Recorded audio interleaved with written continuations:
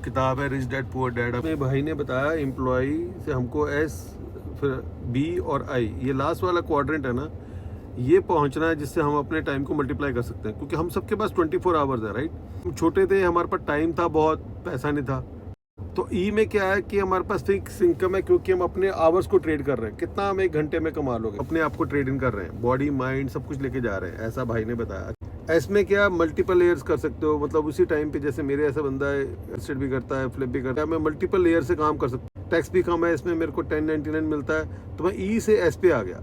S में जो लफड़ा वो यही है जो ई में है कि if I do nothing I make nothing, मतलब खुद ही ताला खोलना है, खुद ही करना है। तो ई से ज्यादा लगी है उसकी। ई में कम से कम रिस्क कम है, वो जा रहा है, किसी का ऑफिस है, काम कर रहा है, कॉफी पी रहा है, इसमें सारा कुछ खुद ही कर। बी में आप बिजनेस में चले गए। इसलिए मेरा मानना क्या है कि रिस्क आर रिसर्च, दूसरा इन्वेस्टमेंट, तीसरा स्किल्स या स्किल्ड लेबर, चौथा नॉलेज। चारों अगर में से एक भी चीज मिसिंग है तो वॉट लग जाएगी आप। आई क्या हो गया? इन्वेस्टमेंट। मैंने आई के फॉर्मूले को समझने के बाद रियल एस्टेट पे करना शुरू किया।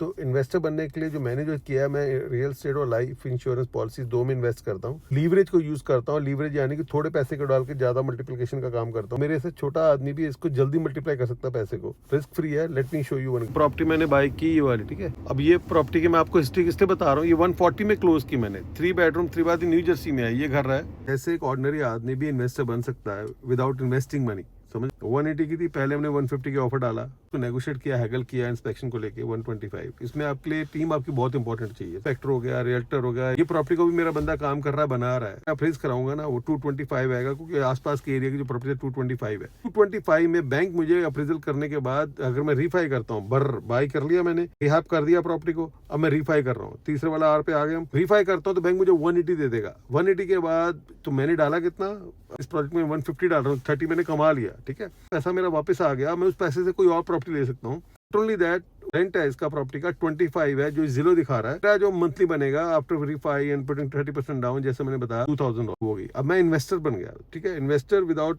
Putting my own money, OPM. और सुनो, अगर जो मैंने डाला ना 150, जो भी रेनोवेशन का मैंने आईयूएल से निकाला, इंडेक्स यूनिवर्सल लाइफ इंश्योरेंस।